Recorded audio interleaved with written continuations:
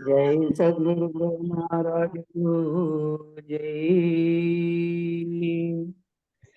गुरुवे सर्वलोकानां विषजे भवरोगिणां निधि सर्वविद्यानां श्रीदक्षिणामूर्तिये नमः। श्रीधरस्वामिनं नित्यं बोधकारणमव्ययम् भावातीतम् अहं वन्दे सुखज्ञानैकनिर्मलम्। వందారు జనమందారం వందే హంత నిరంతరం రామడుగు వంశజం శుద్ధం శివరామాఖ్య దీక్షితం బృహద్వాదిష్ట సిద్ధాంతం పూర్ణ బ్రహ్మోపదేశికా శ్రీ వెంకటేశ్వర యోగీంద్రం సద్గురుభ్యో నమో నమః. ఆత్మానాత్మ అతీతమనిశం కేవలాత్మోపదేశికం శ్రీ వేముల రామయ్యార్య యోగీంద్రం సద్గురుభ్యో నమో నమః. చరాచరమతీతం చ అచల పూర్ణోపదేశికా శ్రీ పూర్ణానంద పుల్లయార్య సద్గురుభ్యో నమో నమః. పూర్ణబోధ సుధానిధిం పూర్వపుణ్య ఫలప్రదం వేదాంతానంద సద్గురుం వెంకటరమణార్య గురుం భజే. పూర్ణానంద పుల్లయార్య పుత్రరత్న మహాగురుం విష్ణానంద విభం దేవం కృష్ణమూర్తి నమో నమః. పరబ్రహ్మానంద వర్షం పరాపర సమాదర్శం జ్ఞానాజ్ఞానతీతానంద శ్రీ అశ్వత్థార్య నమోస్తుతే. సర్వకాళకాల ప్రత్యక్షం సర్వోత్తమ సుశాశ్వతం విరహితానందగురుం వెంకటదాసార్యం భజే. అస్మద్గురు సమారంభం కృష్ణ సాందీపమాధ్యమం ఓంకారపీఠ పర్యంతం వందే గురు పరంపరం. జై సద్గురు ప్రభు మహారాజుకు జై. జై పూర్ణానంద పుల్లయార్య సద్గురు ప్రభు మహారాజుకు జై. జై వేదాంతానంద వెంకటరమణార్య సద్గురు ప్రభు మహారాజుకు జై. జై విష్ణానంద కృష్ణమూర్త్యార్య సద్గురు ప్రభు మహారాజుకు జై. జై అచ్యుతార్య సద్గురు ప్రభు మహారాజుకు జై. జై వైతానంద వెంకటదాసార్య సద్గురు ప్రభు మహారాజుకు జై. హిందుగల గురు భక్త మండలికు జై. గురు పరంపరముకు జై. జై గురుదేవ్. జై జై గురు. సద్గురుభ్యో నమః. జగదు ప్రకృతిగాక జనినట్టి పెద్ద లగణిత గురు శిష్యులైతామె వెలసి నిగమార్థముల నెల్ల నిటుబోధ చేసి రీగాదాయటంచుదామును వినుమంచు చెప్పి రీగాదాయటంచు నేనును తగ శిష్యునకు గురుడు దగబోధ చేసే బల్ సొగసై సదనచు చెప్పి సొగసై సదనచు చెప్పి దగసగా పణకజనీరిగాదాయటంచు రామును వినిపించు చెప్పిరిగాదాయటంచు నేనును వినవలే ముందరి వివరణమంతా వినినంతలో కోపమును వీడి కొంత కనవలే జాడలు కల్పితం బంత వినోడి వీనూల వేడేదాం వినికాని మదిలోగనూడి గతి ఎంచుబాడేదాం వినక నుండుటలేలా విననేమి దోషము వనమూలెల్లను తుదకు వనదిలో గలాయు నిజము వినోడి వీనూల వేడేదాం వినికాని మదిలోగనూడి గతి ఎంచుబాడేదాం. వీటికి సభా విజ్ఞాపన అయిపోయింది. ఇప్పుడు గురు శిష్య అన్యోన్య దర్శనం. సంసారమున చాలా సంతప్తుడగుచు హింసలా పాలై సహించకానొకడు సంశయం వేరీతి సమయునో ఎనుచు సంసారమును విడిచేను సద్గురుని దివ్య సంసర్గమునమించేను హింసా చెందగాలేనో హంస పరాత్మనాదు సంశయముల పాప సరణి వేదిక టంచు సంసారమును విడిచేను సద్గురుని దివ్య సంసర్గమునమించేను అని బహురీతిగా నడలుతూనుండా వినయపూర్వకముగా వేడుచూనుండా గణభక్తి బాష్పముల్ గార్చుచూనుండా గనీడ కనికాడ కనులతో జూచి ప్రియపుత్రు ఇటు రమ్మనుచూ దిగ్గునాతాలేచి కనిని నుబోలు శిష్యానని బల్కి మోదమున గునుము ఈ గురు బోధ జన శంకాలని వాణి గని కాడ కనులతో జూచి ప్రియపుత్రు ఇటు రమ్మనుచూ దిగ్గునాతాలేచి ఏ వాక్యమెరుగుటకేమి కావలసి మా వద్దకును వచ్చి మము వేడనేలా నేవర్తనులమని ఎంచియున్నాడా ఏమి చిత్రములెల్లాను ఎలాగా అనిపించే నీవే తెలుపు మెల్లాను నీవే తెలిపిన మాట నిలకడగనుగోని మేమావాలి కథ ఇట్టిదని తెలిపి ఊహించెదమీవి చిత్రములెల్లాను ఎలాగా అనిపించే నీవే తెలుపుము మెల్లాను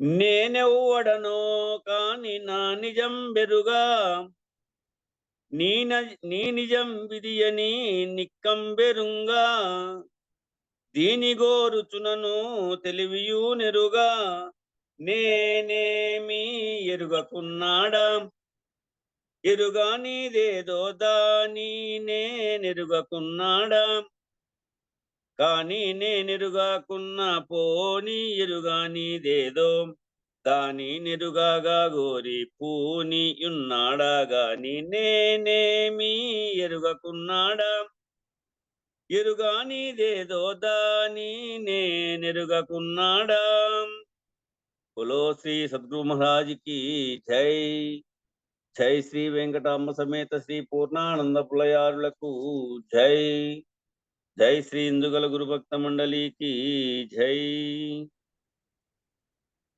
తరువాత రేపు జై గురునాథ్ జై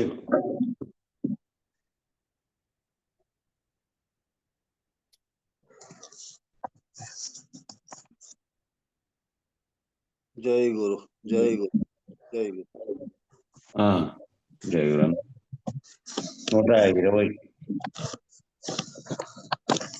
జై గురు స్వామి. జై గురు అందరికి వీడియో చేసుకోండి. 120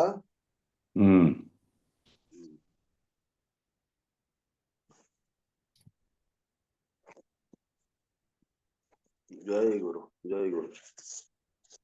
జై కళ తనను లేను కలనని తలపోసటి వారి మాట తమకే నిజమవు. కలలేని వారు కలవారలు వీరలే ఒకరినొకరరయరిరువురు.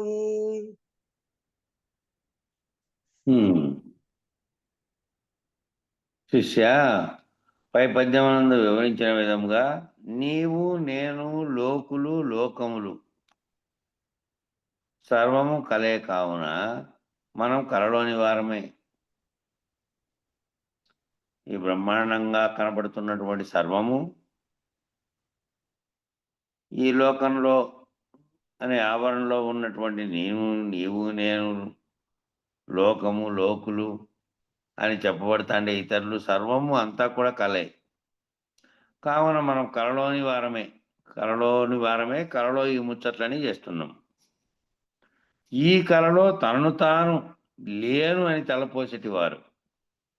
ఈ కలలోను ఈ కంటున్న కలలో కూడా ఆ కళ ఏమో మామూలుగా వచ్చినటువంటి కళ మేలుకుంటానే అన్నీ ఏమీ లేవు, కళలో వచ్చినవి అబద్ధము అని ఎట్ట తెలిసిందో, ఈ కళలోంచి గురు మెలకువ చేత మేల్కొన్నవాడు ఈ జాగ్రత్త అనేటువంటి ప్రపంచంలో జరిగే కళంతటిని వీడి ఇది కళేను అని తలపోసేటివారు. ఈ కళను కూడా కళ అని తలపోసేటి ఈ జాగ్రత్త అనే కళను, ఈ జాగ్రత్త అనే కళలో తానను తాను లేనని, జాగ్రత్త అనే కళలో తాను లేనని ఏ వాక్యం చేత అయితే గురువాక్యం చేత తెలుసుకున్నావో, తన చుట్టూ ఉన్న ప్రపంచము అంతా కనపడుతున్నటువంటిదంతా భ్రాంతి చేత తాను లేకనే కంటున్నటువంటి కళని ఎప్పుడైతే గురువాక్యం చేత తెలుసుకున్నావో, అప్పుడు వాళ్ళు తనను తాను లేనని తలపోసేటివారు. ఎవరైతే తనను తాను నేను లేను, నేను లేనెరుకలో ఈ కలగంటున్నాను అని తలపోసేటివారు కలలోని వారలే. వాళ్ళ ఈ కలలో వాళ్ళే. కలలేని వారలనగా కల నుంచి మేలుగాంచిన వారలు. కల నుంచి మేలుగాంచిన వారు ఏ కళ నుంచి? ఈ ప్రపంచం అనేటువంటి జాగ్రత్త అవస్థలో కంటున్నటువంటి ఈ కళలోంచి గురు మెలకువ చేత మేల్కొనిన వారు. ఎవరైతే ఏ ఎరుక అయితే కారణమై ఉన్నదో సర్వమునకు లేనెరుక వల్ల మాయ చేత ఉన్నట్టుగా కనపడుతున్న దృశ్య ప్రపంచం నుంచి మేల్కొన్నటువంటి వారు, ఆ కళలోంచి మేల్కొన్నటువంటి వారు. అప్పుడు మేల్గాంచిన వారిలో కళలోని వారలను, ఆ కళలో ఉండే వాళ్ళను గుర్తెరగరు, ఆ కళలో ఉండే వాళ్ళను వీళ్ళు గుర్తెరగరు. ఆ విధంగానే కళలోని వారలు ఈ మేల్గాంచిన వారలని, కళ మేల్కాంచకుండా కళలోనే ఉండేవాళ్ళు కూడా ఎరుకలో ఉండేవాళ్ళు వీళ్ళను గుర్తెరగలేరు. కళలేని వారలను కళ మేల్కాంచిన వారలను గుర్తెరగరు. వాళ్ళు వీళ్ళు వాళ్ళను ఒకరికోరు గుర్తెరిగేది లేదు. వాళ్ళు ఎరుకలోనే ఉంటారు, దాన్ని నిజం అనుకుంటా అంటారు. వీళ్ళు ఎరుక రహితమైపోయి ఉంటారు, జరిగేదాన్నంతటినీ రాత్రి జరిగిన కళే కాక ఈ జరుగుతున్నటువంటిది కూడా కళేనని భావించి అశరీరులై వీళ్ళు ఉంటారు. వీళ్ళు వాళ్ళను వీళ్ళకి తెలుసు వాళ్ళ స్థితి, కానీ వాళ్ళకు వీళ్ళ స్థితి తెలియదు. వీళ్ళు కళలోంచి మేల్కొన్నారు కాబట్టి ఈ రెండు కళలు అబద్ధమైనటువంటి స్థితిలో వీళ్ళు ఉన్నారు. వాళ్ళేమో కళలోంచి మేల్కొనకుండా ఆ కళ నిజమని అనుకుంటున్నటువంటి వాళ్ళు. నిద్రలో కళ కాకుండా జాగ్రత్తలో జరుగుతున్న కళను నిజమని నమ్ముకుంటున్నటువంటి వాళ్ళు ఎవరు అంటే, ఎవరైతే ఆ భ్రాంతిలోనే ఎరుక భ్రాంతిలో ఉన్నారో వాళ్ళు మెలకువ కాంచని వాళ్ళు గురు మెలకువ చేత మేల్కొన్న వారు వీళ్ళు. కాబట్టి ఈ కళ మేల్కాంచిన వారలను అంతటి వారే గుర్తెరుగుదురు. పాముల జాడ పాములకు, స్వాముల జాడ స్వాములకు తెలుస్తుందని అన్నారే, అట్లా ఈ గుర్తెరిగిన కళ మేల్కాంచిన వారిలో అంతటి వారే గుర్తెరుగుదంటే అటువంటి సద్గురుమూర్తితో లేకపోతే అటువంటి అశరీరుడైనటువంటి వాడు ఈ గురుమూర్తి ఎట్లాంటి స్థితిలో ఉన్నాడనేది గుర్తెరగలడు. ఇక అటువంటి వాళ్ళు ఎరుగని మరుగుండదు. ఇది సత్యం. సర్వము తెలిసి సర్వభ్రాంతి రహితమైనటువంటి వారు ఇక వాళ్ళు తెలియనిదంటూ లేదు, ఇంకా వాళ్ళు తెలుసుకోవాల్సింది లేదు. సర్వము గుర్తెరిగి సర్వము లేనెరుకలోనే చర్చించి మళ్ళీ ఆ లేనెరుకను పోగొట్టుకున్నటువంటి వాళ్ళు.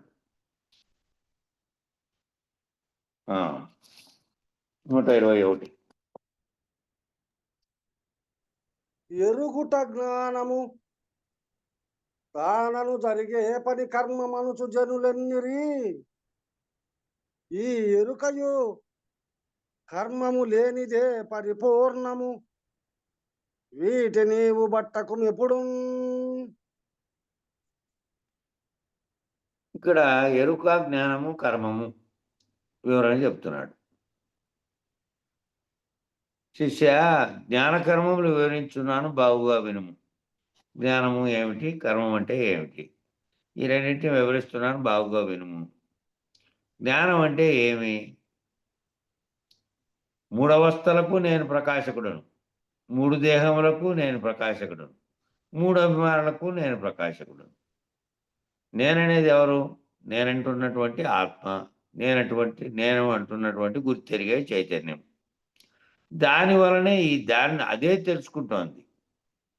అదే ఎరుక, అదే జ్ఞానము, అదే తెలుసుకుంటోంది. మూడవస్థల్లో జరుగుతున్నటువంటివి, జాగ్రత్త, స్వప్నము, సుషుప్తి అవస్థల్లో ఏం జరుగుతోంది అనేది సుషుప్తిలో ఉన్నప్పుడు ఇతర విషయం తెలియకపోయినప్పటికీ మళ్ళీ తాను సుషుప్తిలో గాఢనిద్ర పొందినది తాను మళ్ళీ మెలకువలో గుర్తెరుగుతున్నాడు, మూడవస్థలని గుర్తెరుగుతున్నాడు. ఆ మూడవస్థలకు ప్రకాశం కలగజేసినది ఆ నేననేటువంటి ఆత్మప్రకాశమే. మూడు దేహములకు నేను ప్రకాశం. స్థూల సూక్ష్మ కారణ దేహాలు మూడు దేహాలకు కూడా నేననేటువంటి ఆత్మప్రకాశం చేతనే గుర్తెరగబడుతోంది. అదే జ్ఞానము, అదే ఎరుక. ఏ ఎరుక చేతనే జ్ఞానం చేత గుర్తెరగబడుతోందో ఆ జ్ఞానం ఎక్కడిది, దేని చేత ప్రకాశింపబడుతోందంటే ఆత్మ చేతనే ప్రకాశింపబడుతోంది. ఆ నేను అంటున్నటువంటి దాని చేత. మూడు అభిమానులకు నేను ప్రకాశకుడినే. ఆ మూడు రకాల అభిమానులు ఉన్నారు. జాగ్రత్తలో విషుడు, స్వప్నంలో తైజసుడు, గాఢ నిద్రావస్థలో సుషుప్తావస్థలో ప్రాజ్ఞుడు. ఆ మూడవస్థలకి అభిమానిగా ఉన్నటువంటి విషుడు, తైజసుడు, ప్రాజ్ఞుడు అనేది కూడా నేనే. నాలుగో స్థితిలో ఉన్నటువంటి ప్రత్యేగాత్మ స్థితిలో ఉంటే ఈ నాలుగు స్థితుల్ని గుర్తెరిగినటువంటి, మూడు స్థితుల్ని గుర్తెరిగి నాలుగో వాడు అనేటువంటి ప్రత్యేగాత్మ స్థితిలో ఉంటే కనుక తాను జీవుడనే భావనలో లేకుండా సమిష్టిలో నాలుగో స్థితిలో ఉన్నటువంటి వాడు పరమాత్ముడు.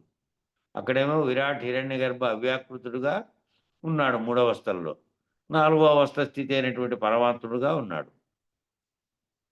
అట్లా ఈ ప్రత్యేగాత్మ పరమాత్మలు ఒకటేనని గుర్తించిన వాడు కూడా ఈ మూడవస్థలకు అభిమాని అనేటువంటి దానికి ప్రకాశం కలగజేసిన వాడే.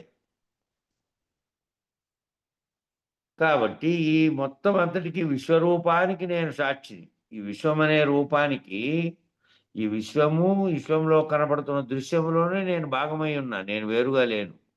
నేను అందులోనే ఉండి నేను గుర్తెరుగుతున్నా దాన్ని. ఆ గుర్తెరిగే విశ్వం అనేటువంటి రూపానికి నేను సాక్షిగా ఉన్నా. నేను విశ్వాన్ని విశ్వసించేవాడిగా ఉంటేనేమో జాగ్రత్తలో విషుడైనా, అక్కడ విశ్వాన్ని చూస్తున్నా, నేను దాంట్లో వ్యవహరిస్తున్నా జాగ్రత్త అవస్థలో. స్వప్నం కంటున్నప్పుడేమో తైజస్సుడైన సూక్ష్మ స్థితిలో ఉన్నటువంటి గుర్తెరిగే చైతన్యము తనకు తానుగా మూలం లేకుండానే కళను సృష్టించుకుంది. ఆ స్థితిలో తైజస్సుడుగా ఉన్నా. గాఢ నిద్ర అవస్థలో ఎట్టి సంకల్ప వికల్పములు లేనటువంటి జ్ఞాతగా అక్కడ ప్రాజ్ఞుడిగా ఉన్నా. ఆ మూడింటిని గుర్తెరిగినటువంటి ప్రత్యేగాత్మగా కూడా ఉన్నా. అట్లనే ఆ విశ్వరూపానికి నేను సాక్షిగా ఉన్నా. ఆ విశ్వరూపం ఈ అంతటిని నేను సాక్షిత్వ స్థితిలో ఉండి గుర్తెరుగుతున్నా. దానితో తాదాత్మ్యం చెందితేనేమో మళ్ళీ ఎరుక భావనలో తాను ఈ మూడవస్థలని గుర్తించగలిగేటువంటి ప్రత్యేగాత్మ స్థితిలోకి చేరనట్లు. సాక్షిగా ఈ మూడవస్థల్ని తెలుసుకుంటున్నటువంటి స్థితిలో ఉంటే తాను ప్రత్యేగాత్మగా ఉన్నట్టు. నా స్వరూపమేమో చిన్మాత్రం. నా స్వరూపంగా ఉన్నదేమో నామరూపాత్మకమైనది కాదు. ఏదైతే గుర్తెరుగుతుందో గుర్తెరిగేది చైతన్యంగా ప్రకాశం కలగజేస్తోంది. అదే జ్ఞానము. దాని పేరే జ్ఞానం. దానివలనే సర్వమును గుర్తెరిగే చైతన్యం నాలోనే ఉంది. నన్ను నా గురించి నేను తెలుసుకుంటూ మిగతా దాని గురించి తెలుసుకుంటూ విచారణ చేస్తున్నదంతా ఆ జ్ఞానమే. ఇట్లా ఎరిగే దాని పేరు ఈ జ్ఞానం. ఈ జ్ఞానం అనేది ఏదైతే ఎరగబడుతోందో, దేన్ని ఎరగబడుతోందో, దేన్నన్నా తెలుసుకొని ఆ ఏమిటైనా సరే ఎరిగే దాని పేరే జ్ఞానం. దేని గురించి ఎరిగిన ఇదే గుర్తెరిగే ఎరుక కూడా ఇదే. గుర్తెరుగుతున్నది ఇదే. అన్నిటినీ గుర్తెరుగుతున్నది. అదే కనుల యందు ఉన్నది. కనుల్లో కూడా అదే ఉంది. ఆ కన్నులు చూసిన వెంటనే దృశ్యాన్ని గుర్తెరిగితే, ఆ దృశ్యాన్ని మళ్ళీ లోపల పెట్టుకొని మళ్ళీ ఆ దృశ్యం దగ్గర లేకపోయినప్పటికీ దాన్ని స్మరణ చేసుకున్నప్పుడు మళ్ళీ దాన్ని మనలో మన ముందుకుంచుతుంది. ఈ కనుల యందు ఉండేది కూడా అదే జ్ఞానమే. అది మాయ వ్యాపించి దానికి సమస్త నిర్ణయాలతో చెప్పబడ్డది. మాయ అనేది దాంట్లో వ్యాపించి దానికి సమస్త నిర్ణయాలతో చెప్పబడింది. దానికే జ్ఞానమనన్నా, చైతన్యమనన్నా, జ్ఞప్తి అనన్నా, సచ్చిదానందమనన్నా, స్వరూపమనన్నా ఇటువంటి మాయకే పర్యాయ నామాలు. ఈ మాయ అనే దానికే ఇవన్నీ పర్యాయ నామాలు. ఇదే చైతన్యమనన్నా, జ్ఞానమనన్నా, జ్ఞప్తి అనన్నా, సచ్చిదానందమనన్నా అది రాకముందు సృష్టికి కారణమైనటువంటి ఇదే రాకముందు అవ్యక్తంగా ఉన్నటువంటి స్థితిలో, దానికి అతీతంగా ఉన్న స్థితిలో జ్ఞానము లేదు, అజ్ఞానము లేదు.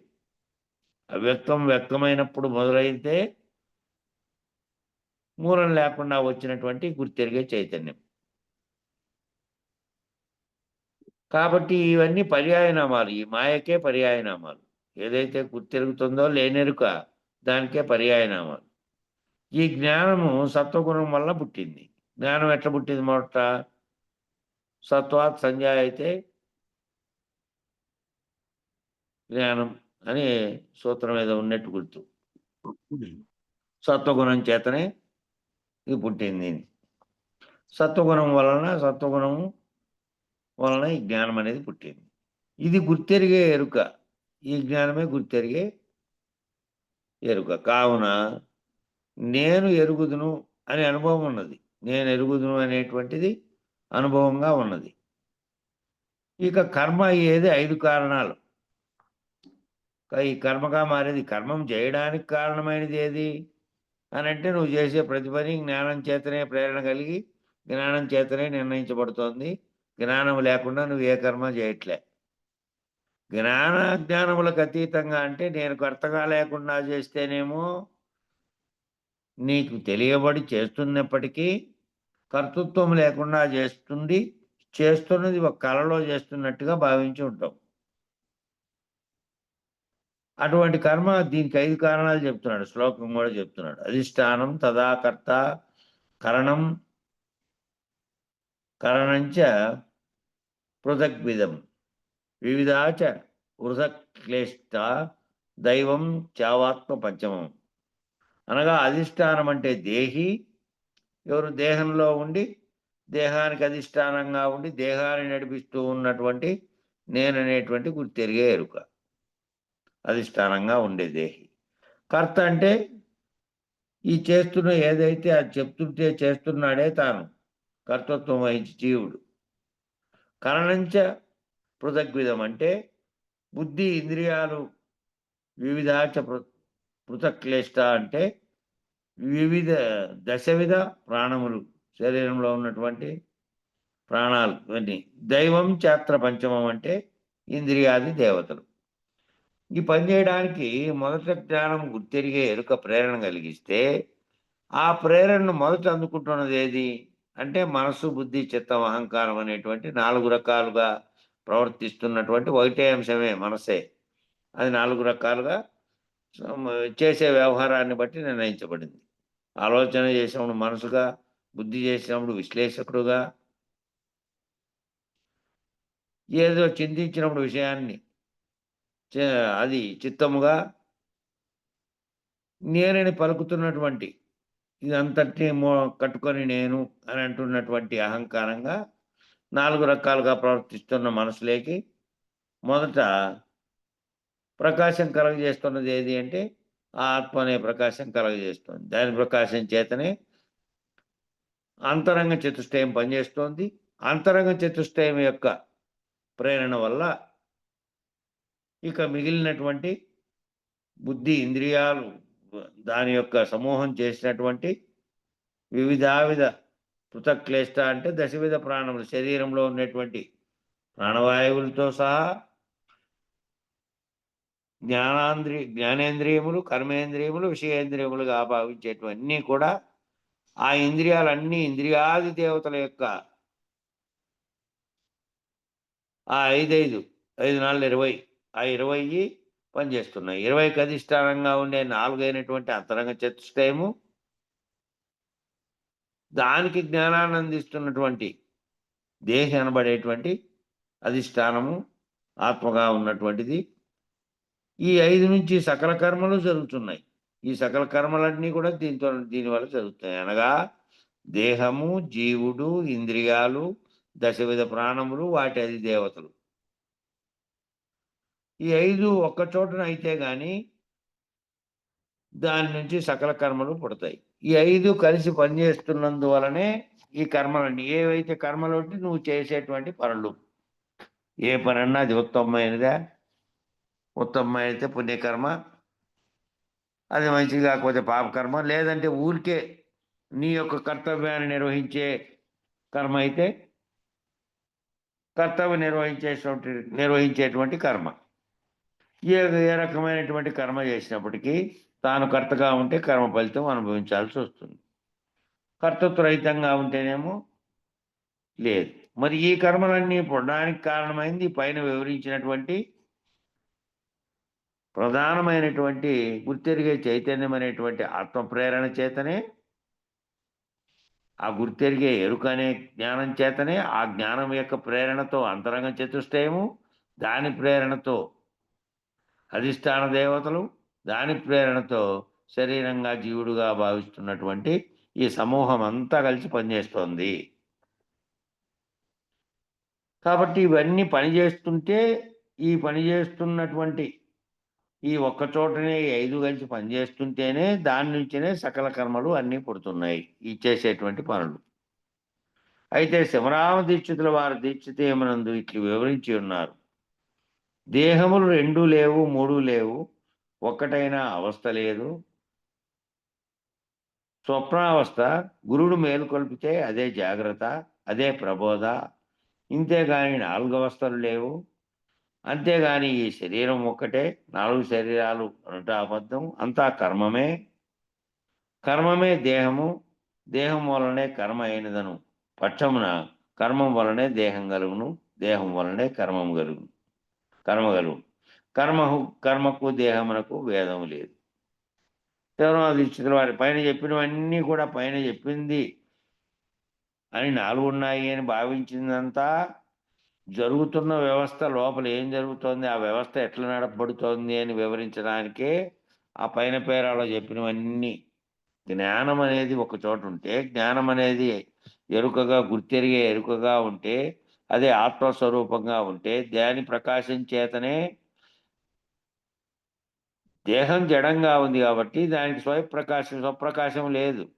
స్వప్రకాశం కలిగిన వస్తువు ఏదంటే ఆత్మగా ఉన్నటువంటి గుర్తెరిగే చైతన్యం. దాని ప్రకాశం చేతనే మిగతావన్నీ పనిచేస్తున్నాయి. అదే జ్ఞానము, అదే ఎరుక. అది లేకుండా పని చేయగలిగినటువంటి సామర్థ్యం దీనికి లేదు. అయితే దీంట్లోనే శరీరం అనే దేహంలోనే ఉండి పనిచేస్తోంది కాబట్టి ఆ 2 ఒక్కటిగా ఆ సమూహం అంతా కూడా ఇంద్రియాధిష్టాన దేవతలతో సహా దానిలకు ప్రేరణ కలిగించినటువంటి అంతరంగ చతుష్టయంతో సహా దానికి మొదటి ప్రేరణ కలిగించినటువంటి గుర్తెరిగే చైతన్యంతో సహా అన్ని సమూహంగా కలిసి పనిచేసింటేనే ఒక చోట ఈ సకల కర్మలు పుడుతున్నాయి కదా అని పైన చదువుకున్నాం. ఈ కర్మలన్నీ పుట్టడానికి అవన్నీ కలిసి పనిచేసింటేనే ఈ శరీరం అనే దాంట్లో పుడుతున్నాయి.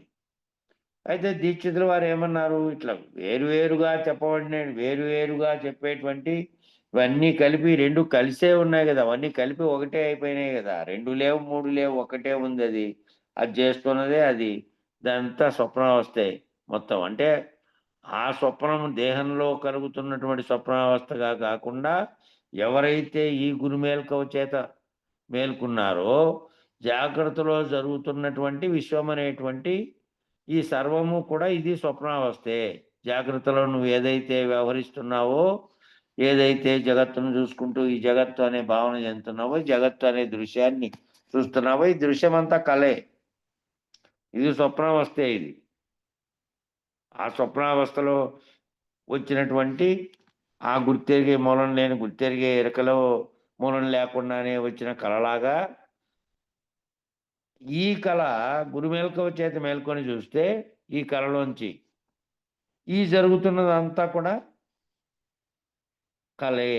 ఈ అనేక అవస్థలు దేహం 2-3గా చెప్పబడినటువంటి దేహములన్నీ దాంట్లో వివరించడానికి స్థూల దేహం ఒకటి ఉంటే ఆ స్థూల దేహానికి అనేకమైనటువంటి 24 తత్వాలు ఉంటే ఆ 24 తత్వాలను నడిపించేటువంటి స్వచ్ఛ రూపంలో ఉన్నటువంటి సూక్ష్మ దేహాన్ని చెప్పారు. దానికి కారణమైనటువంటి ఏదైతే సంకల్పం పుట్టడానికి కారణమైన ఎరుక ఉన్నదో అది కారణదేహంగా, ఈ సమిష్టిలో అవ్యక్తంగా ఉండి వ్యక్తపరచడానికి కారణమైనటువంటి మహాకారణంగా ఉన్నటువంటి సంకల్పాన్ని ఇట్లా వివరించి చెప్పడానికి కారణమైనటువంటిది ఏది అంటే ఇవన్నీ వేరువేరుగా జరుగుతున్నటువంటివి అయినప్పటికీ కూడా అవన్నీ సమన్వయపరుచుకొని ఒక్క దేహంలో జరుగుతున్నవే. 3 దేహాలుగా చెప్పబడినది, 3 అవస్థలుగా చెప్పబడినవి అవన్నీ లేదు. అదంతా కలేను, అదంతా స్వప్నావస్థేనని గురువు మేలుకొల్పితే అదే జాగ్రత్త. ఒక జాగ్రత్త ఉంది. ఆ జాగ్రత్త ఏంది అంటే గురువు మేలుకొల్పితే ఎవరైతే ఈ విశ్వాన్ని తాను జాగ్రత్తావస్థలో వ్యవహరిస్తున్నటువంటి సర్వ ప్రపంచాన్ని కలగా భావిస్తారో, ఎవరైతే సర్వ ప్రపంచాన్ని కలగా భావించి తాను వ్యవహరిస్తున్నదంతా కూడా జాగ్రత్త అనేది కూడా ఈ జాగ్రత్తలో జరుగుతున్నది కూడా కలేనని భావించి గురు మెలకువ చేత మేల్కొని లేని నేను లేని కలను కంటున్నాను అని ఏదైతే ఆ జాగ్రత్త ఉందో అదే జాగ్రత్త, అదే ప్రబోధ. ఈ జరుగుతున్నదంతా కూడా ఆ స్వప్నం వంటిదేనని గుర్తెరిగి గురువు మేల్కొల్పితే మేల్కొల్పినదే జాగ్రత్త, అదే ప్రబోధ. అంతేగాని 4 అవస్థలు లేవు, అంతేగాని శరీరం ఒక్కటే, 4 శరీరాలంట అబద్ధం, అంతా కర్మమే. 4 శరీరాలుగా భావించినది 4 కాదు, ఒక్కటే చేస్తున్నది అంటే సమూహం అంతా ఒకటైన తర్వాత వేరువేరుగా చెప్పబడినటువంటి దాంట్ల స్థితిగతులను చెప్పడానికే బోధించినాము తప్ప స్థూలదేహం అంటే ఈ కనబడుతున్నటువంటి నామరూపాత్మకమైందని, దాంట్లో స్వచ్ఛదేహంగా ఉన్నదే దేహానికి అధిష్టానంగా ఉండేటువంటి దేహి అనబడేటువంటి గుర్తెరిగే ఎరుకని ఇవన్నీ చెప్పడానికి కారణమైనటువంటిది ఏమిటి అంటే అదన్నీ నీకు వివరించడానికి చెప్పవన్నీ స్థూలంగా ఆఖరు నిర్ణయంగా రావాల్సింది ఏంటి అంటే ఇదంతా కూడా ఈ దేహాలన్నీ కూడా అనేకంగా లేవు, ఇదంతా ఒక్కటే, ఇదంతా స్వప్నావస్థ. ఈ అవస్థలు అనేటివి కూడా అనేకంగా లేవు, అంతా స్వప్నావస్థే. గురుడు మేల్కొల్పితే అదే జాగ్రత్త. ఆ జాగ్రత్తలోకి వచ్చిన తర్వాత ఈ చెప్పినవన్నీ పోయినాయి. నేననే దాంతో సహా సర్వము పోతే ఆ నేనని పలుకుతున్నటువంటి గుర్తెరుగుతున్నది కూడా పోతే ఇక ఈ జాగ్రత్తను జాగ్రత్తగా చూడడు, జాగ్రత్తను స్వప్నంగా చూసేటువంటి గురు మెలకువ కలిగి ఉంటుంది. తాను లేనటువంటి, తాను లేకనే మూలం లేకనే వచ్చి కలగంటున్నటువంటి కలగా ఈ జాగ్రత్తను చూస్తాడు. తాను తన రహితమైనటువంటి గురుమూర్తి చేత తన రహితం తెలుసుకొని తాను రహితుడై లేనెరుకలో వ్యవహరిస్తున్నాను, లేని కళలో నేను ఈ కలగంటున్నాననేటువంటి దాంతో ఉంటాడు. అప్పుడు కర్మ చేస్తున్నది ఎవరు మరి? ఈ కర్మం అంతా కూడాను గుర్తెరిగే దానితోనే కర్మ చేస్తున్నావు. గుర్తెరిగేది నేనని ఏదైతే ఉన్నదో, నేను చేస్తున్నాననే కర్తృత్వ భావన ఎప్పుడైతే ఉన్నదో అప్పుడు ఈ కర్మ అంతా కూడాను చేస్తున్నది అదే. కాబట్టి అంతా కర్మమే దేహం, అంతా కర్మముతోనే కూడి ఉంది. అంతా కూడాను నువ్వు చేస్తున్నది, నువ్వు భావిస్తున్నది అంతా కూడా జ్ఞానం చేతనే చేస్తున్నావు. ఆ జ్ఞానం గనక జ్ఞానరహితమైనటువంటి ఈ కళలో, బ్రహ్మాండం అనే కళలో నేను లేకనే ఈ ప్రవర్తన అంతా చేస్తున్నాననే భావనతో కనుక నువ్వు చేస్తే కర్తృత్వరహితంగా చేసినట్టు, లేకపోతే నువ్వు కర్తగా చేసినట్టు. కాబట్టి అంతా కర్మమే. ఆ కర్మం వల్లనే ఈ దేహం వచ్చింది. కర్మమే దేహం. ఆ దేహం వల్లనే మళ్ళా కర్మ చేస్తున్నావు. ఆ కర్మ అయింది అనే పక్షంలో కర్మం వలనే దేహం కలుగుతుంది, దేహం వలనే కర్మ కలుగుతుంది. ఆ కర్మం వలనే దేహం వచ్చింది, దేహం వలన మళ్ళీ కర్మ చేస్తున్నావు. కర్మకు దేహమునకు మళ్ళీ భేదము ఏమీ లేదు.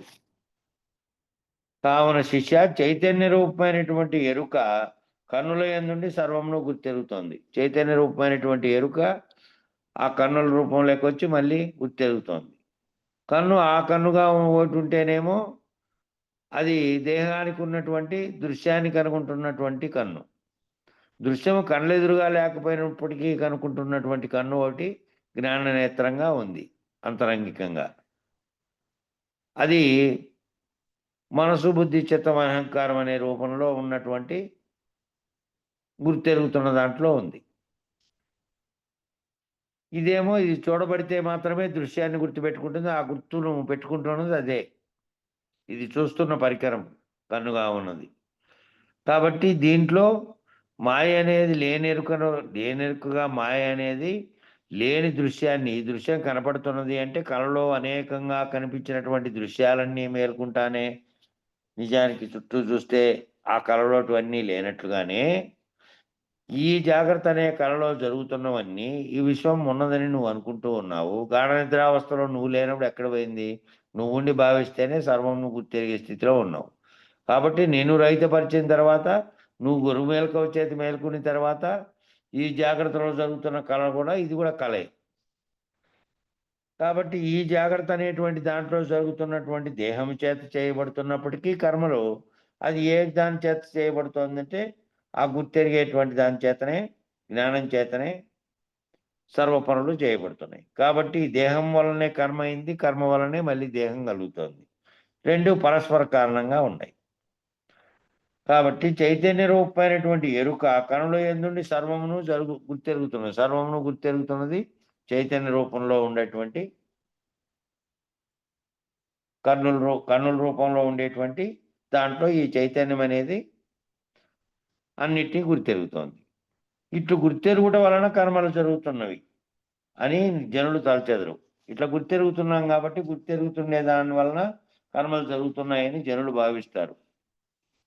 అంటే దేహము చేసేది కర్మ, దేహము చే కర్మను చేయించేది గుర్తెరిగే జ్ఞానము. దేహం చేస్తున్నదేమో కర్మ, ఆ దేహం చేత కర్మను చేయించేది ఏది అంటే గుర్తెరిగే చైతన్యం, గుర్తెరిగే జ్ఞానం. కాబట్టి ముడిబడి కర్మ జ్ఞానం ఈ రెండు కలిసి విశ్వంగా వెలసెను అని ఇంకో పద్యంలో వచ్చింది. దాని చోట అదే ఇక్కడ మళ్ళీ చెబుతున్నాను. ముడిబడి కర్మము జ్ఞానము ఈ రెండు ముడిబడి ఒకటి చేయిస్తున్నది జ్ఞానంగా ఉండి, గుర్తెరిగే చైతన్యంగా ఉండి, నీలోనే అధిష్టానంగా ఉండి ఈ సర్వదేహానికి దాని ప్రేరణ చేతనే అంతఃకరణ చతుష్టయము, దాని ప్రేరణ చేతనే ఇతర అవయవాలుగా ఉన్నటువంటి ఇంద్రియాలకు దేవతలు, దాని ప్రేరణ చేతనే ఇంద్రియాలు పనిచేస్తూ ఉన్నాయి. స్థూలంగా ఇవన్నీ కలిపి పనిచేస్తున్నాయి. ఇవన్నీ కలిపి పనిచేయడానికి కారణమైనది ఏంటంటే గుర్తెరిగే జ్ఞానం, గుర్తెరిగే ఆత్మ, అదే ఎరుక, అదే చేయిస్తుంది. కాబట్టి ఈ రెండు కలిసి పనిచేస్తున్నాయి. ఈ రెండు ముడిబడి కర్మ, జ్ఞానము ఈ రెండు కలిసి విశ్వంగా కలిసినాయి. ఒకటేమో కర్మ, దాన్ని చేయిస్తున్నటువంటి జ్ఞానం. రెండు కలిసే విశ్వం అనేటువంటి దానిగా వెలిసినాయి. ఈ రెండు ఎప్పుడైతే ఈ రెండు ముడివీడి ఏ జ్ఞానం అయితే నీ గుర్తెరిగే చైతన్యం చేత సర్వమును చేయిస్తున్నదో ఆ చేయిస్తున్న దాన్ని రహితపరచుకుంటే, ఆ చేయిస్తున్నదంతా కూడాను కళలో చేయిస్తున్నట్టుగా ఈ కళను మేల్కొంటే, జాగ్రత్త అనేటువంటి కళను గురుమేల్కవ చేత మేల్కొంటే చేసేవాడే లేడు. చేసేవాడు రహితమైపోతే చేస్తున్న దాన్నంతా కళగా భావించిన స్థితిలో ఉంటాడు. అప్పుడు నేననేది గుర్తెరిగేది లేదు. నేననే గుర్తెరిగేదానితో అంటే నేను ప్రవర్తించకుండా బాహ్య ప్రపంచంలో ఉన్నటువంటి ప్రతి పనులు తాననేటువంటిదే చేస్తోంది. కాబట్టి చేస్తున్నప్పటికీ తాను చేస్తున్నాననే భావనతో ఉండకుండా చేస్తుంది. ఈ రెండు కలిసి విశ్వంగా తోస్తున్నట్టు దానికి కారణమైనటువంటి కర్మ, జ్ఞానము. ఇది ఎట్లనగా ఈ ఎరుకే సర్వమును గుర్తెరుగుతూ సర్వకర్మలకు కారణమై ఉన్నది. సర్వకర్మలు గుర్తెరగకుండా నువ్వు చేయలేవు. గాఢ నిద్రలో పోతున్నటువంటి వానివి ఒకవైపు నిద్రపోతూనే ఓ పక్కనుండే వస్తువును ఇంకో పక్కకు పెట్టగలవా? లేకపోతే ఏదైనా తలపోయగలవా? ఏ పనైనా చేయాలని చేయలేవు. మెలకువలో ఉండి గుర్తెరిగే చైతన్యం పనిచేస్తున్నప్పుడే సర్వ పనులు చేస్తున్నావు. ఈ సర్వకర్మలకు కారణమైనది ఏది? ఆ గుర్తెరిగే ఎరుకే. మళ్ళీ ఆ గుర్తెరిగే ఎరుక చేసిన కర్మలను కర్మఫలం అనుభవించుట కొరకు, ఆ కర్మఫలం అనుభవించే కొరకు మళ్ళీ ఆ గుర్తెరిగే ఎరుక అనేదే ఉపాధిని ధరిస్తోంది. పోయి శరీరం ఇక్కడ పోయినప్పటికీ, మరణించినప్పటికీ, నశించినప్పటికీ గుర్తెరిగే ఎరుక ఉపాధిని ధరించుకొని మళ్ళీ జన్మములు పొందుతుంది. మళ్ళీ బయలందు మూలం లేకుండానే ఈ కారణం చేత జనన మరణాలు రెండు పొందుతూ ఉంది. ఆ ముడి ఏదైతే ఆ ముడి ఇప్పినారో, ఎవరు గురువు గారి చేత ఇప్పబడి ఆ రెండింటిని గురించి తెలుసుకొని ఈ కర్మలు చేయడానికి కారణమైనటువంటి గుర్తెరిగే ఎరుకను రహితపరుచుకొని తాను చేస్తున్నవన్నీ కలలో చేస్తున్నవిగా భావించి తాను రైతుడైతే, గుర్తెరిగే చైతన్యము నేనని భావించేటువంటి చైతన్యము నేను చేస్తున్నాననే కర్తృత్వాన్ని వదులుకొని ఉంటాడు. అట్లా వదులుకోకుండా ఉంటే కర్మఫలములు అనుభవించడానికి మళ్ళీ జనన మరణాలు జరుగుతూనే ఉంటాయి. నేను చేస్తున్నాననే కర్తృత్వ భావన ఉన్నంతకాలము, ఆ ఎరుకతో నేను ప్రవర్తిస్తున్నాను, నేను కర్మలు నిర్వహిస్తున్నానని ఉన్నంతకాలము కర్మఫలములను అనుభవించడానికి మళ్ళీ జననము మరణము జరుగుతూనే ఉంటుంది. కాబట్టి పరిపూర్ణము జ్ఞానవర్జితం కాబట్టి పరిపూర్ణాన్ని గుర్తెరగాలంటే పరిపూర్ణం అనే దాంట్లో ఏ జ్ఞానము లేదు. జ్ఞానాజ్ఞానములకు అతీతమైనది రెండూ లేవు. అందులో గుర్తెరిగేది లేదు, అజ్ఞానంగా గుర్తెరక్కుండేది లేదు. ఆ రెండూ లేవు. ఒకటి అజ్ఞానం ఒకటి ఉంటేనే మళ్ళీ తెలిసిన తర్వాత జ్ఞానమైంది. అంతకుముందు అజ్ఞానంగా ఉన్నదే తెలిసిన తర్వాత జ్ఞానమైంది. అజ్ఞానాన్ని గుర్తెరుగుతున్నది, జ్ఞానంగా మళ్ళీ దాన్ని తెలియబడుతున్నది. రెండూ కూడా గుర్తెరిగే చైతన్యమే, రెండూ కూడా ఆత్మే, రెండూ ఎరుకే, రెండూ మూలం లేకుండా వచ్చిన ఎరుకే. దానివలనే జరుగుతున్నాయి. కాబట్టి పరిపూర్ణమనే దాంట్లో జ్ఞానాజ్ఞానములు రెండూ లేవు, సర్వద్వంద్వములు లేవు. ఒక్క జ్ఞానం ఉంటేనే అన్నీ తెలియబడేటివి. ద్వంద్వములన్నీ కూడా జ్ఞానం ఉంటేనే ద్వంద్వములు. జ్ఞానాజ్ఞాన రహితమైన దాంట్లో ఏ ద్వంద్వము లేదు. అంటే పుట్టుట గిట్టుట, గుర్తెరుగుట గుర్తెరగపోవుట, ఎరుకపరచుట మరుగుపరచుట, ఈ అన్ని ద్వంద్వములన్నీ సుఖదుఖములను అనుభవించకపోవుట, ఈ కష్ట నష్టములు, ఈ సర్వము కూడా గుర్తెరిగే దాని వలనే.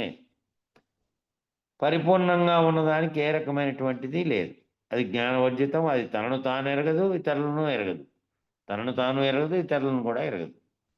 చట్టు వలె కథలకు ఏకమై నిలిచి ఉన్న ఈ పరిపూర్ణమునందు జ్ఞానం లేదు. అది పరిపూర్ణంగా ఉన్నటువంటిది ఎప్పటికీ స్వతసిద్ధంగా ఉంది. ములుగుచ్చ సందు లేకుండా సర్వవ్యాప్తమై ఉన్నది. కాబట్టి దాంట్లో ఏదీ లేదు. దాంట్లో తనను తాను గుర్తెరిగేది లేదు, అన్యమును గుర్తెరిగే జ్ఞానం కూడా దాంట్లో లేదు. దాంట్లో జ్ఞానం లేదు కావున కర్మలు కూడా లేవు. జ్ఞానం లేనటువంటిది కాబట్టి జ్ఞానం లేని దాంట్లో కర్మలు కూడా లేవు. కర్మ జ్ఞానం వల్ల చేస్తున్నామని ఇందాకనే వివరించినారు కదా. జ్ఞానం ఉంటే కర్మ. కాబట్టి జ్ఞానాజ్ఞానములకు అతీతంగా ఉన్నటువంటి దానిగా నువ్వు ప్రవర్తించాలి అంటే నువ్వు పరిపూర్ణాన్ని ముందు ఎరుకరహితమైతే నువ్వు పరిపూర్ణుడిగా పరిపూర్ణంగా ఉన్నట్టు. పరిపూర్ణం ఏ విధంగా ఉంది అంటే తనను తాను గుర్తెరగకుండా ఇతరమును గుర్తెరగకుండా ఉంది. పరిపూర్ణమును గురువాక్యం చేత తెలియబడిన వాడు తనను తాను గుర్తెరగకుండా, ప్రపంచం అనే దృశ్యాన్ని కూడా గుర్తెరగకుండా రహిత స్థితిలో అశరీరుడై భావాభావములకు అతీతంగా ఉన్నటువంటి స్థితిలో ఈ జరిగేదంతటి కలగా భావించి ఈ కళలోంచి మేల్కొని జాగ్రత్త అనేటువంటి జగత్ అనే కళలోంచి మేల్కొని తాను చేస్తున్నాననే భావనను కూడా లేకుండా ఉండి ప్రవర్తిస్తూ ఉంటాడు. కాబట్టి ఏది పరిపూర్ణమైతే దాంట్లో ఏ రకమైనటువంటి జ్ఞానము లేనందువల్ల ఏ కర్మలు చేయకుండా ఉన్నదో అట్లా తాను కూడా ఏ రకమైనటువంటి జ్ఞానాజ్ఞాన రహితుడై ఉంటాడు. కాబట్టి తాను కర్మలు చేయని వాడై ఉంటాడు. చేస్తున్నటువంటి నిత్య నైమిత్తికంగా చేస్తున్నటువంటి తన వ్యవహారం, తన శరీరార్థం చేస్తున్నాడే కొన్ని కర్మలు. అవి చేస్తున్నప్పటికీ ఈ స్వప్నంలో జరుగుతున్నటువంటి దానిగా భావించి దానిని జాగ్రత్తలో జరుగుతున్నటువంటి నిజమైనటువంటిది అనే భావనతో తాను కర్తగా ఉన్నాడు. తానే లేనటువంటి స్థితిలోనే, భావనలోనే తాను వ్యవహరిస్తూ ఉంటాడు. కాబట్టి జ్ఞానకర్మలు లేదు కాబట్టి పరిపూర్ణంలో పుట్టడం గిట్టడం అనేది లేదు. మరొకరిని పుట్టించదు, చంపబోదు. అట్టి అచల పరిపూర్ణమును నువ్వు ఉండచూస్తే, అట్టి పరిపూర్ణమును ఎవరు గురుమెలకం చేత, గురువాక్యం చేత చూసి ఆ గుర్తెరిగే ఎరుక రహితపరుచుకుంటే, నీవు రహితునివైతే గురువాక్యం చేత, అప్పుడు నీవేముంటావు? జ్ఞానమును కర్మమును రెండింటిని వదిలి ఉంటావు. జ్ఞాన కర్మములు గల నిన్ను నీవు వదిలి ఉంటావు. నేను లేనివాడను, నేననేటువంటిది ఓ కలగంటూ ఆ కలలో ఈ సర్వమును గుర్తెరుగుతూ ఉంది.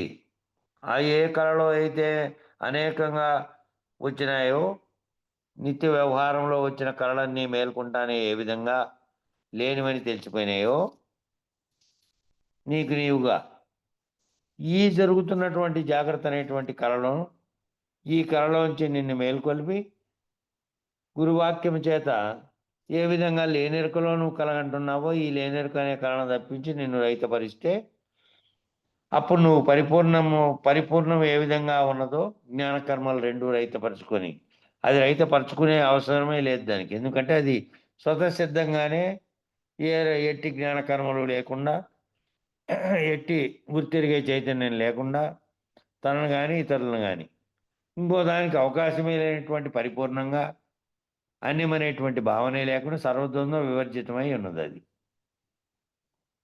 అట్లా నీవు కూడా ఉంటావు. జ్ఞానకర్మలను లేకుండా గురువాక్యం చేత మేల్కొని ఉంటే ఉంటావు. ఆ విధంగా ఆ నిన్ను నీవు వదిలి ఉండుట అంటే, నేనని పలుకుతున్నది ఏదైతే ఉందో నీలో ఆ భావనను వదిలి ఉండుట. అట్లున్నవారు ఎవరు? అట్లున్నవారనే అశరీర గుణమూర్తులు అని అన్నారు. అట్లుంటే ఆ ఉన్నప్పుడు ఎవరు కలుగుతున్నటువంటి జ్ఞానము, ఏ జ్ఞానం చేత అయితే జ్ఞానంతో సంకల్పించి నువ్వు చేస్తున్నావో పనిని, సంకల్పించి చేసే పనుల్లో నువ్వు కర్తగా ఉంటావు కాబట్టి కర్మ ఫలితాన్ని నువ్వు చేయాలి. కాబట్టి సంకల్ప రహితంగా ఉంటే చేసే పనులన్నీ జ్ఞానంతోనే చేయబడుతున్నప్పటికీ, ఏ జ్ఞానం అయితే చేపిస్తోందో అది లేనిదిగా, లేనెరుకగా, ఆ లేని కళలో నువ్వు లేని నీవు చేస్తున్నట్టుగా గురువాక్యం చేత తెలిసి ఉంటే, అప్పుడు నిన్ను నీవు వదిలి ఉన్నట్టు లెక్క. 122 చెప్పన్నా. అవుతాంది, చాలా విశాలమైతాంది. విశాలమైతుంది. చాలా పేజీ కూడా ఇది చాలా చెప్పినాడు కదా. ఇవతలు 1.5 పేజీ చెప్పినారు దీనికి. కలవారికి మేలుకలో గలవారికి జాగ్రత్తందు కలహము కలదా, కలహించి రేని వారలు కలవారలే, మేల్కవారు కారెన్నటికి. శిష్య 120వ పద్యంలో చెప్పినట్లు, నీవు నేను లోకులు లోకములు సర్వము కలేనని, మనము కలలోని వారమేనని, ఈ కలలో తను తాను లేక తాను లేను అని తలపోసటి వారు కలలేని వారని. ఇంతకుముందు వచ్చిన పద్యంలో నీవు నేను లోకములు సర్వము అంతా కూడా ఓ కల వంటిదేనని, మనం కలలో ఉన్నటువంటి వారమేనని అందరము. ఈ కలలో ఎవరైతే తనను తాను లేను అని తలపోసటి వారు, ఈ కళలో ఎవరైతే తనను తాను లేనని తలపోసటి వారు కలలేని వారని, ఈ కళలో తనను తాను కలను నేనున్నాను ఈ కళలో అని ఎవరైతే అనుకుంటూ ఉన్నారో వారు కళలో ఉండేవారేనని, కళలో ఉండేవారు కలలేని వారిని గుర్తెరగలేరు, కలలేని వారు కళలో ఉండేవారిని గుర్తెరగరు. వీళ్ళు కళ విడిచి ఉంటారు, వాళ్ళు కళలో ఉండి కళ నిజం అనుకుంటేటువంటి స్థితిలో వాళ్ళు ఉంటారు. అదేవిధంగా కళలోని వారు కళ లేని వారాలను కూడా గుర్తెరగరని, ఒకరినొకరు గుర్తెరగని వివరించి ఉన్నారు ఆ కళలో. కావున శిష్య, కళలోని వారికి కళ మేల్కొన్న వారికి జాగ్రత్త అవస్థ యందు కలహము గలదా?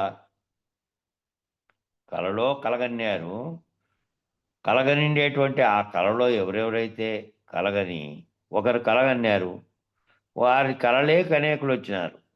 ఆ అనేకులు ఈ కళను కనలేడా? ఈ కలగనిన వాడే ఆ అనేకులన్నీ ఈ కళలో వచ్చినారు. వారు కళ మేల్కొంటే ఎవరెవరైతే ఆ కళలో వచ్చి ఈయనతో పోట్లాడి వాదించి గేదించిపోయినారో, చర్చించిపోయినారో వాళ్ళందరితో జాగ్రత్త అవస్థలో కొట్లాటుంది. కళలో వచ్చిన వారు కళలో వచ్చి తనతో ఏవేవి తనతో ముచ్చట్లాడిపోయి వాదించిపోయినారో వాళ్ళతో ఏ రకమైనటువంటి కలహమైన జాగ్రత్తావస్థలే కళ నుంచి మేల్కొని తర్వాత వాళ్ళతో ఏమైనా గొడవ ఉందే? కళలో వచ్చినప్పుడు ఆ విధంగా జరిగింది. కళలోంచి మేల్కొంటానే కళంతా ఒట్టిదైంది కదా. కళలో వచ్చిన వాళ్ళు ఒట్టిదే, లేకపోతే ఏదో కొంచెం అంశం కళలో వచ్చినది 95% పోయి ఒక 5% ఉంది కళలో అనే అంశం ఉంది. ఆ మొత్తం కళే కళ, మొత్తం ఒట్టిదే, కళంతా ఒట్టిదే కదా. ఆ కళలో జరిగినటువంటి వ్యవహారాలకు సంబంధించినటువంటి వాళ్ళు మళ్ళా కళలోంచి మేల్కొంటానే ఆ ఎవరెవరైతే తన కళలో వచ్చి వాద వివాదాలు చేశారో వాళ్ళంతా కూడా శత్రువులు అవుతారా? వాళ్ళతో కొట్లాట ఉంటుందా? లేదు కదా. ఎందుచేతనగా కళలోని వారిలో మేల్కొనిన వారిని గుర్తెరగరు. కళలో ఉండే వాళ్ళేమో కలగంటున్నప్పుడు పక్కనే పడుకొని పక్కనుండే వాడిని కూడా గుర్తించడు. వాని కళలో వీడియో వచ్చినచ్చు, లేకపోతే ఇంకా వేరే చోట వేరే ఊర్లో ఉండేవాడు వచ్చిండొచ్చు, కానీ ఎవరిని గుర్తెరగడు వాడు కలగంటున్నవాడు. కళలోంచి మేల్కొన్నవాడు చుట్టూ ఉండేదాన్ని చూస్తాడు. ఏం లేదు, ఇదంతా ఏదో కళ వచ్చింది, నేను ఇక్కడ ఉన్నా, లేచినా పడుకొని ఉండి అని తాను చుట్టూ ఉండేటువంటి పరిసరాలను గమనిస్తాడు మేల్కొన్నవాడు. అట్లా కళలోని వారు మేల్కొండే వాళ్ళని గుర్తిరగలేరు. అట్లే కళ మేల్కొనిన వారు కళలోని వారిని గుర్తిరగరు. మేల్కొని ఉన్నాడు ఒక ఆయన, పక్కనోడు కలగంటూ ఉన్నాడు. ఆయన ఏం కలగంటున్నాడో ఈయన గుర్తిరుగుతాడు. మేల్కొని ఉన్నప్పటికీ మెలకువలో జరుగుతున్న వారికి కళ లేదు. కళలో ఉన్నవాడు ఏమేం కలగంటున్నాడో మేల్కొని ఉండేవాడు కూడా గుర్తిరగలేదు. అయితే అంతటి వారిని గుర్తెరుగుదురు. అంతటి వారిని గుర్తెరుగుదురు అంటే ఎప్పుడూ కళలో ఉండేవాళ్ళు, కలగంటున్న వాళ్ళు, జాగ్రత్త ప్రపంచంలో దృశ్యాన్ని చూస్తున్నటువంటి వాళ్ళు, ఈ కళంతా నిజమేననుకుంటున్నటువంటి వాళ్ళు, దృశ్య ప్రపంచం అంతా నిజమేననుకుంటున్నటువంటి వాళ్ళు, ఎరుకలో వాళ్ళందరూ ఒకరొకరు అందరినీ గుర్తెరుగుతారు. కళలో నాకు ఇట్లా వచ్చిందంటే మళ్ళీ ఇది జరుగుతుందేమని కూడా భావించే స్థితిలో కొంతమంది ఉంటారు. కళలో వచ్చే కొన్ని నిజాలైతే అనే స్థితిలోనూ ఇట్లా. కాబట్టి వాళ్ళు గుర్తెరిగే చైతన్యంతో, గుర్తెరిగే ప్రపంచాన్ని, గుర్తెరిగే ఎరుకతో ప్రపంచాన్ని, దృశ్యాన్ని తనను తాము కూడా ఉన్నామని భావిస్తున్నటువంటి వాళ్ళు. ఎవరైతే రహితమైనారో, కళలోంచి గురువాక్యం చేత మేల్కొన్నారో వాళ్ళు నిద్రలో పోయిన కళే కాదు, జాగ్రత్తలో జరుగుతున్న దాన్ని కూడా కళగా భావించి ఈ కళలోంచి గురు మెలకువ చేత మేల్కొని తాము రహితమైనటువంటి వాళ్ళు అటువంటి వారిని గుర్తెరుగుతారు. కాబట్టి కలవారికి మేలుకలో గలవారికి జాగ్రత్త, కలగంటున్నటువంటి వారికి, మెలకువలో ఉండేవారికి జాగ్రత్త అవస్థలో కాబట్టి కలహం ఉందే వాళ్ళకు వీళ్ళకు? ఏ కలహము లేదు. ఒకవేళ కలవారు మేలుగాంచిన వారు, కళలో ఉన్నటువంటి వారు మేలుగాంచిన వారు జాగ్రత్త అవస్థ ఎందుకు కలహించిరేని వారిలో కలవారలే. ఒకవేళ అట్లగానే జాగ్రత్త అవస్థలో కనుక కలహిస్తే వాళ్ళు కనుక కళలోంచి మేల్కొన్నవారు కళలో ఎవరెవరైతే వచ్చారో వాళ్ళతో కనుక ఒకవేళ శత్రుత్వం ఉండేదనుకో, అంతకుముందే నిజమైనటువంటి బాహ్యంగానే వానికి పడదు, వాడే వచ్చాడనుకో కళలోంచి తాను మేల్కొన్నప్పటికీ వాడు శత్రువుగా ఉన్నప్పటికీ, జాగ్రత్త అవస్థలో ఎప్పుడో కొట్లాడినప్పుడు శత్రువుగా భావించినప్పటికీ ఆ రోజు వచ్చిన కళ మూలంగా వానితో శత్రుత్వం పెట్టుకొని అయితే కొట్లాడు కదా. అంతకుముందు ఉండేది అది అట్లే ఉన్నా కూడా ఈ కళకు ఈ కళగని దానికి సంబంధమే లేదు. ఒకవేళ అట్ట కలహించిరేని జాగ్రత్త అవస్థలో కలలో జరిగిన విషయాల మీద కనుక కలహించిరేని వాళ్ళు కలలో ఉండేవాళ్ళే, కలలోంచి మేల్కొని వాళ్ళ కింద లెక్క కాదు ఇంకా. కాబట్టి మేల్కాంచిన వారు ఎప్పటికీ గారు వాళ్ళు, ఆ విధంగా భావించేటువంటి వాళ్ళు.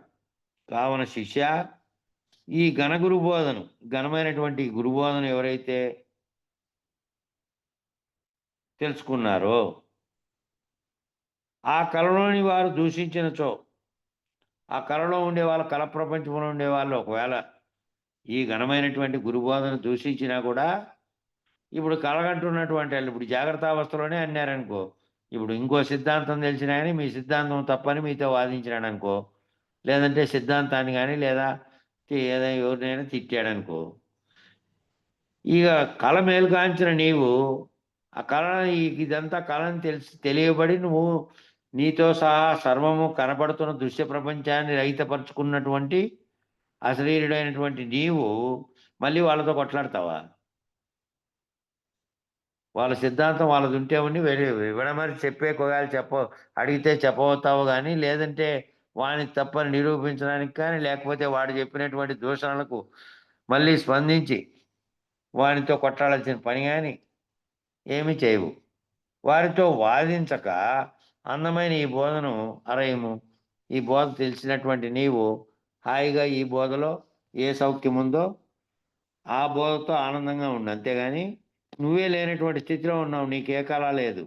ఆ కళలో జగత్ అనే కళలో ఉండేవాడు వచ్చి నీతో ఏం వాదించినా నువ్వు స్పందించాల్సిన పనిలే. నువ్వు దాంట్లో నుంచి మేలుగాంచినావు కాబట్టి వారితో వాదించాల్సిన పని లేదు. వారితో కళలో ఉన్నటువంటి వారంటే ఈ జాగ్రత్త అనేటువంటి కళలో, జగత్ అనే కళలో ఉన్నవారు నేను దూషించినా భేదించినా వారితో నువ్వు వాదించాల్సిన పని లేదు. సురలందు దోచు కలవలే అరుదెంచును బ్రహ్మయందు అఖిల జగంబుల్ అరుదెంచి అజుని కనుకొని బిరబిర తామేగు నిల్వ బిడియంబగుచున్. శిష్య, దేవతలు అశరీరులు, వారికి కలదోచుట సంభవమా? శరీరం ఉంటే శరీరంలో ఉన్నటువంటి గుర్తెరిగేది ఒక విషయాన్ని చర్చించుకున్నప్పటికీ, తాను భావించుకున్నప్పటికీ జాగ్రత్త అవస్థలో అదే రావచ్చు. తాను చర్చించి భావించినది కూడా కలలో రావచ్చు, తాను ఊహించినది కూడా రావచ్చు మూలం లేకుండా. శరీరం అనేది నిద్రపోయి, ఆ శరీరం నిద్రపోతున్న దాంట్లో సూక్ష్మ శరీరం పనిచేసి అది మళ్ళీ దాన్ని కలగనేకి అవకాశం ఉంది. అయితే దేవతలు అశరీరులు, వారికి కలదోచడం సంభవమా? అశరీరులైనటువంటి వారికి కలదోచదు. అదేవిధంగానే సూదిమోపన సందు లేక దేశకాల వస్తుభేదం లేక చలించక అంతటా నుండి ఏకమై నిలిచి ఉన్న అచల పరిపూర్ణ బ్రహ్మమునందు మూలం లేకనే అఖిల జగంబులు కలవనలే అర్థించును. ఈ పరిపూర్ణంగా ఉండేది కాలం భేదం లేకుండా, వస్తు భేదం లేకుండా, చలించకుండా, ఒక్కటిగా ఉండి అన్ని వస్తువుకు తావు లేకుండా అంతటా అచల పరిపూర్ణ బ్రహ్మంగా ఉండే దాంట్లో ఇది ఎట్లొస్తుంది అంటే, మూలం లేకుండానే కళ ఏ విధంగా వస్తుందో అట్లా మూలం లేకనే అఖిల జగాలు కలవలనే అర్థిస్తున్నాయి మీతో సహా. ఆ పరిపూర్ణమునందే, ఆ బయలునందే మూలం లేకుండానే ఈ అఖిల జగాలు కళ ఎట్లొస్తున్నదో అట్లొస్తున్నాయి. ఈ విధంగా అఖిల జగాలు కూడా మూలం లేకనే బయలందు తోస్తున్నవి. ఇవన్నీ కూడా మూలం లేకుండానే బయలందు ఉన్నట్టుగా తోచబడుతున్నాయి. నిలచుండేటందుకు భయపడి బెరబెర తామేగును తనకు మూలం లేదని ఎరిగితే ఆ బయలును ఉండచూచి, ఎవరైతే ఆ బయలును ఎట్లా ఉండచూస్తారు? గురు మెలకువ చేత, గురువాక్యం చేత ఉన్నది ఎప్పటికీ బయలే. ఈ సృష్టి జరిగినప్పుడు, జరగకుండా ఉన్నప్పుడు, సృష్టి అంతమైనప్పుడు, సృష్టి లేనప్పుడు, వ్యక్తము అవ్యక్తము రెండూ కూడా లేనప్పుడు అంతా బయలుగానే ఉన్నది. వ్యక్తం కావడానికి మూలం లేకుండానే వచ్చినటువంటి సంకల్పన ఎరుక చేతనే సర్వ జగత్తు ఏర్పడడానికి కారణమైనది వచ్చింది. మూలం లేకుండానే వచ్చి ఇది చేసింది. కాబట్టి ఆ మూలం లేనటువంటి బయలు, మూలం లేనటువంటి ఈ గుర్తెరిగే శరీరం బయలులో స్థానం లేదని గనక ఎరిగితే ఇక తాను ఉండేటందుకు స్థానం ఎక్కడుంది? తానే లేదు, తాను కలగంటున్నది లేదు. ఈ గుర్తెరిగే విశ్వమంతా కూడా మూలం లేకనే బయలుగా ఉన్న దాంట్లో ఏర్పడింది. ఏర్పడినట్టుగా తోచబడుతోందంతే, నిజానికి లేనిదేనని. ఆ కళలోంచి గురుమెలకువ చేత మేల్కొన్న వానికి ఇక తానుండే స్థానమే లేదు, పరిపూర్ణము తప్ప మరొకటి లేదు. తాను మాట్లాడి వ్యవహరించి చెబుతున్నదంతా గుర్తెరిగే దాంతోనే, తాను లేనని అంటున్నది గుర్తెరిగే దాంతోనే. గుర్తెరిగే ప్రపంచం నిజానికి ఇదే దృశ్యమంతో సహా సర్వము నేను, నా చుట్టూ ఉన్న వాళ్ళు, నా లోక సమితి, కనపడేటువంటి బ్రహ్మాండం అంతా కూడా లేనిదే మూలం లేకుండానే బయలులో వచ్చి తోచబడుతున్నది అని చెబుతున్నది కూడా గుర్తెరిగేదే కదా.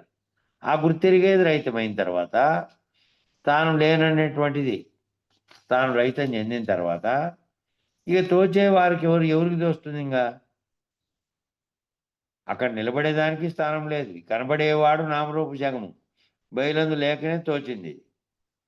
తనకు బయలందు మూలం లేదని ఊహతో ఎరిగి భావించినచో, ఆ బయలందు తనకు ఏ విధమైనటువంటి మూలము లేదని, అది తప్ప మరొకటి లేదని, ఇది మూలం లేకనే వచ్చినటువంటి ఈ ఎరుక రూపమైనటువంటి అఖిల జగములు కూడా తాను లేకుంటే తాను ఉంటేనే భావిస్తాడు. తాను లేకుంటే ఏది భావిస్తాడు? తాను గుర్తెరగకున్నటువంటి స్థితిలో, గాఢ నిద్రా స్థితిలో దేన్ని గుర్తెరుగుతున్నాడు? దేన్ని గుర్తెరగలే. ప్రపంచం ఉందో లేదో కూడా తెలియదు మెలకువలోకి వచ్చే వరకు. మెలకువలోకి వచ్చిన తర్వాత కూడా ఇది అటువంటిదే, దానితో పోలిక చేసుకొని మెలకువలోకి వచ్చిన తర్వాత కూడా ఇది లేనిదే నేను వ్యవహరిస్తున్నానన్నమాట. ఈ వ్యవహరిస్తున్నప్పుడు జాగ్రత్తలో కంటున్న కళ ఇది. మళ్ళీ ఈ కళ కూడా మేలుకుంటే లేదు, మళ్ళీ నిద్రపోయి మళ్ళీ దేన్ని గుర్తెరగని స్థితిలో ఏ విధంగా ఉందో ఆ విధంగా ఉంది. జ్ఞానం చేతి సర్వము విచారించిన జ్ఞానం లేదని గురు మెలకువ చేతి తెలియబడి రైతుడైతే కలగనేదే లేదు.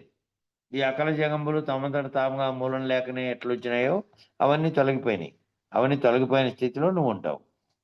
నీలో ఏ జగము లేదు, నువ్వు లేవు, లేని స్థితిలో ఉంటావు. అప్పుడు ఇది తొలగిపోతే మూలం లేకనే వచ్చినది లేనిదని, బయలే ఉన్నదని, దాంట్లో ఇది నిలబడేకి ఉండే స్థానం కూడా లేదని తెలియబడిన తర్వాత నువ్వు కూడా పరిపూర్ణం ఉన్నట్టుగానే దేన్ని భావించిన స్థితిలో అశరీరుడుగా ఉంటావు. తమంతట తాముగా లేకుండా పోతాయి ఆ బయలులో ఈ మూలం లేని గుర్తెరిగే ఎరుక, దాంతో కల్పించబడినటువంటి సర్వబ్రహ్మాండం అంతా కూడాను. కాబట్టి సమయం సరిపోయింది. దాటికి మంగళం చెప్పండి. జై సద్గురు బ్రహ్మ మహారాజ్ కు జై.